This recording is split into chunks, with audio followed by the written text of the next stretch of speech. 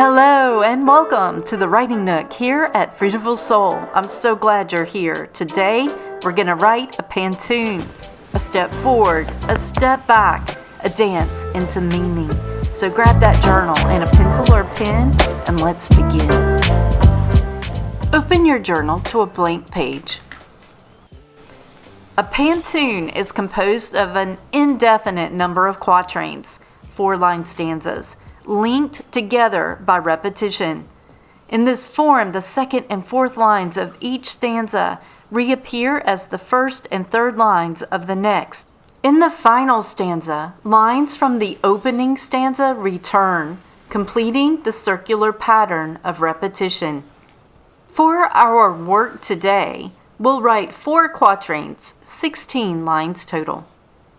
So let's begin by numbering your lines from 1 to 16. 1, 2, 3, 4, skip a line. 5, 6, 7, 8, skip a line. 9, 10, 11, 12, skip. And 13, 14, 15, 16. Now write the first stanza. Write 4 original lines. Lines 1 through 4 directly into the grid. A pantoum has no required meter. You do not need to count syllables or follow a strict beat. Let the lines find their own rhythm. Read them aloud and listen for natural movement.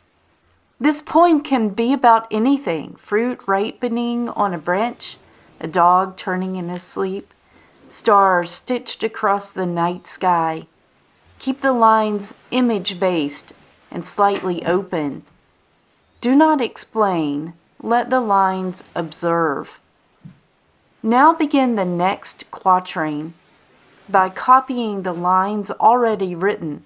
Copy line 2 into line 5 and line 4 into line 7. Do not change the wording.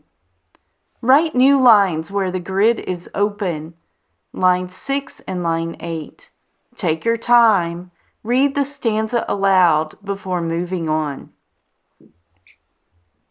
Continue filling in the grid, pausing the video at any time. Each stanza repeats the same motion. 2 lines return, 2 new lines enter. Lines repeat forward. The second and fourth lines of one stanza become the first and third lines of the next. Repeated lines stay the same. Meaning changes because the lines around them change. This is where many writers hesitate. A pantoum asks you to trust repetition completely. The repeated lines stay the same. The meaning shifts because of where they reappear. I think of Donald Justice, who shows this with great restraint in the Pantoum of the Great Depression. The lines don't change. The world around them does.